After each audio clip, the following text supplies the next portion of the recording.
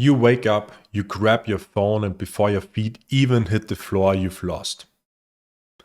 Before you've had a single original thought, you have already floated your brain with other people's lives, other people's emergencies, and dopamine hits that you didn't earn. You start your day in reaction mode. You are not the pilot, you are the passenger.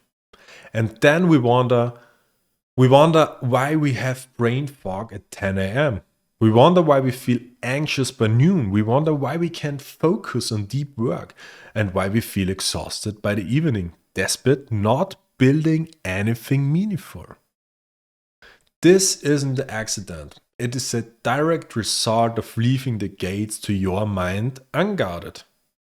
There's a reason why the most powerful men in history, emperors, generals, philosophers, treated the morning as sacred territory. They understood that if you lose the morning, you lose the day.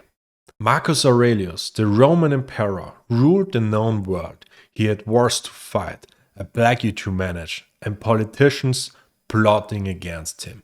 If anyone had a reason to wake up stressed, it was him. And yet, his journals, what we now know as meditations, are full of reminders to protect his inner fortress. Today I'm not giving you typical motivation. Motivation is cheap. It burns out by lunch. I am going to give you a system, an operating system for your mind based on ancient wisdom. These are 3 Stoic rules designed to generate absolute mental clarity. If you apply these, you stop being a slave to your impulses and you start leading yourself. Rule number 1 is the hardest for modern man, but it's non-negotiable. I call it the sacred silence. The rule is simple: 0 external noise for the first hour of your day. I'm not saying you can't listen to music while you train. I'm not saying you can't check your health data to see how you recovered. These are tools for your performance. They empower you. But I'm saying no social media, no newsfeed, no scrolling through other people's lives. Why? Because when you wake up, your brain is in the fetus state. It is highly accessible. It is like soft clay. If you let the algorithm in, you are letting strangers mold your mind before you even had a sip of coffee. If the first thing you see is a model on Instagram, you imprinted lust or envy. If the first thing you see is a war headline, you imprint fear. Seneca, one of the great Stoic thinkers, said, "It is not that we have a short time to live, but that we waste a lot of it." When you're in the gym at 5:30 a.m. or writing your journal, keep the world out. Focus on your body, your thoughts, your mission. Don't pollute your focus with drama from the internet. That is the sacred silence. In that silence, you remember who you are before the world tells you who you should be. Rule number 2 is a powerful tool called Praemeditatio Malorum. It translates to the premeditation of evils. Now, I know you're thinking, I'm an optimistic guy, I focus on growth and abundance, but the Stoics understood something deep about human psychology. They didn't visualize failure to be negative, they did it to be bulletproof. Marcus Aurelius wrote this down as a morning instruction to himself. He said, "When you wake up in the morning, tell yourself, the people I deal with today might be meddling, ungrateful, arrogant, dishonest, jealous, and surly." Why would he do that? Because he knew that if he expected perfection, reality would disappoint him. But if he prepared for friction, he could handle it with grace. So here's the challenge for us. This is how we apply it today. Before you start your actual workday, take 30 seconds and ask yourself, what is the one thing that could annoy me today? Maybe it's a difficult client. Maybe it's a technical issue. Maybe it's just traffic. Visualize it happening. And then visualize yourself handling it with calmness. Tell yourself, if it happens, I will not lose my frame. I will stay in control. By doing this, you remove the element of surprise. You take the power away from the external world. You are no longer a leaf blowing in the wind, you are a rock. The storm comes and you are still standing. And finally, rule number 3.